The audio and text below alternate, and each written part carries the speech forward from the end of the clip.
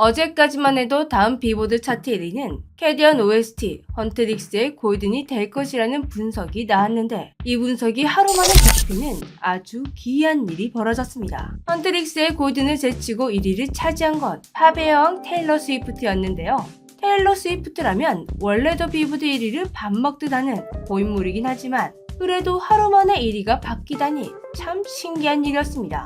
그런데 지금 테일러가 다시 1위를 차지한 것을 보고 많은 사람들이 이런 반응을 보이고 있다고 하는데요. 아이고, 애쓴다. 그동안 1위를 밥 먹듯 해온 팝의 여왕을 두고 왜 이번에는 애쓴다라는 표현이 나오고 있는 걸까요?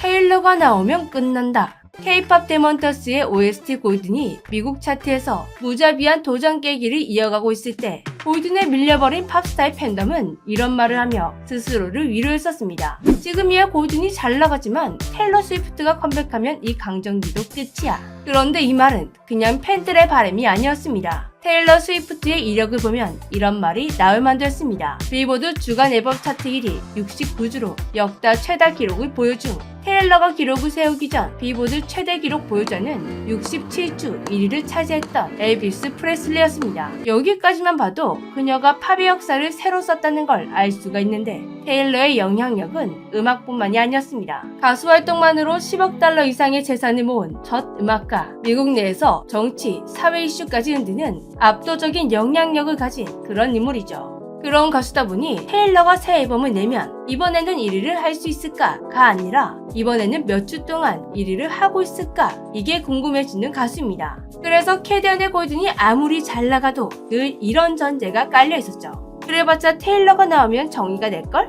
팬덤의 예상은 적중했습니다. 10월 3일 테일러 스위프트가 신곡을 들고 컴백길에 올랐는데요. 컴백 스케일부터가 이미 여왕의 기한이었습니다. 발매 직후 앨범 350만 장 판매 돌파, 아델이 10년 넘게 지켜온 앨범 판매 기록을 경신, 여기에 팬들의 눈을 번뜩이게 만든 비밀병기를 하나 더 들고 나왔는데요. 바로 각기 다른 커버, 사진, 포토카드, 친필 사인 등으로 구성된 31종 24시간 한정판 앨범이었습니다. 처음에는 28종으로 예고되었지만 발매 당일에 3종이 더 추가되며 총 32종으로 늘어났다고 합니다. 팬들은 한정판을 사기 위해 밤새 줄을 서며 지갑을 활짝 열었습니다. 각기 다른 구성이다 보니 팬들은 한 개만 사는 게 아니라 한 번에 여러 개를 쓸어 담았다고 하는데요. 그 결과 모두가 예상하던 그림이 펼쳐졌습니다. 한 차트에서는 1위부터 12위까지 전부 테일러가 차지하며 골든은 13위까지 밀려나게 되었고, 스포티파이, 애플뮤직 신곡 상위권은 테일러의 이름으로 도배가 되었습니다. 팬덤의 활약, 한정판 앨범, 수많은 수록곡, 테일러라는 이름값, 이 조합 앞에서 빌보드 핫백 1위는 너무나도 자연스럽게 테일러의 차지가 되었습니다. 이때까지만 해도 분위기는 이랬습니다. 역시 테일러, 캐디언 강정기가 끝났네. 이제 골든은 한때 잘 나가던 유행곡 정도로 남겠지? 그리고 새 화제는 이렇게 바뀌어가고 있었습니다. 테일러는 몇 주나 1위를 유지할까? 모두가 장기 집권을 예상하던 그때 11월 8일자 빌보드 핫백 예상 차트가 공개되자 전 세계 음악 팬들이 동시에 모니터를 의심하는 사항이 벌어졌습니다. 테일러 스위프트의 곡이 더 이상 1위가 아니었던 것이죠. 앨범을 낸 지 한 달도 안 된 시점 32종 한정판과 엄청난 판매량, 폭발적인 화제성을 뒤에 업고 있는 상황에서 벌써 1위를 빼앗겼다는 건 쉽게 이해가 가지 않는 그림이었습니다. 오죽하면 팬들 사이에서는 가짜뉴스 아닌가? 직계오류 아니야? 라는 말이 나올 정도였는데요. 테일러와 팝가수 팬덤들은 테일러가 벌써 1위를 놓쳤다는 것도 충격이었는데, 테일러를 제치고 1위에 오른 곡의 정체에 더 큰 충격을 받았다고 합니다. 그 곡은 다름 아닌 K-POP 데몬터스 OST 헌트릭스의 골든.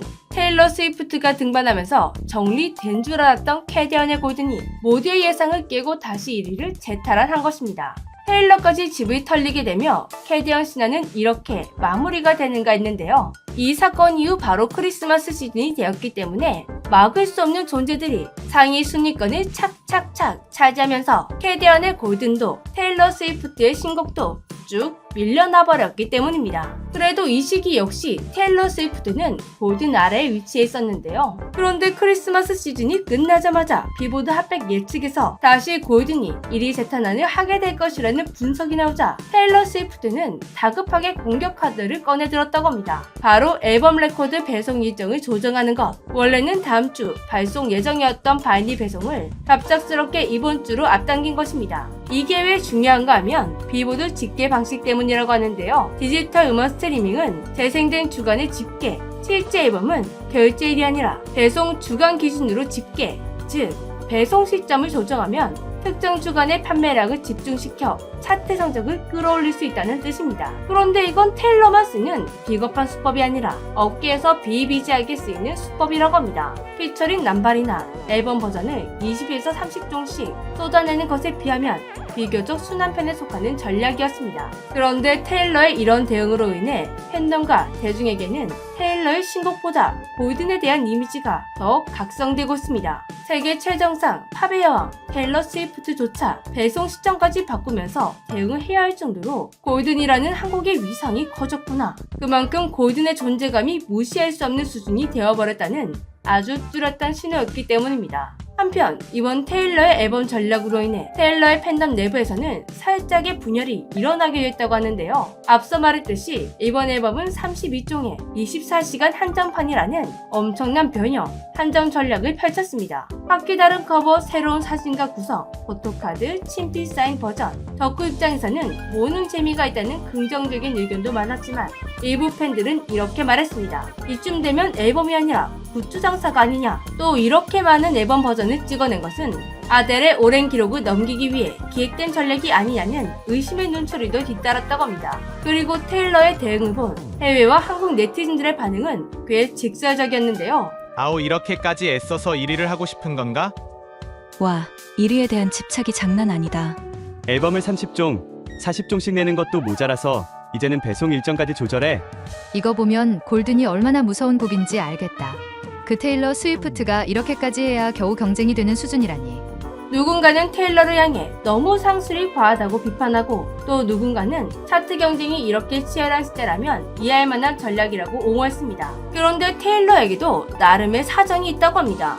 테일러는 이번에 1위를 찍게 되면 최장 기간 1위 곡이 되는 것이라 크리스마스 기간이 끝나고 딱 1위에 복귀해서 기록을 세울 생각이었는데 뜬금없이 골든이 다시 1위를 한다고 하니 발등에 불이 떨어져 저런 대응을 한 것입니다. 도대체 왜 저렇게까지 하는 건가 했는데 사정을 알고 보니 저렇게까지 할 만했네요.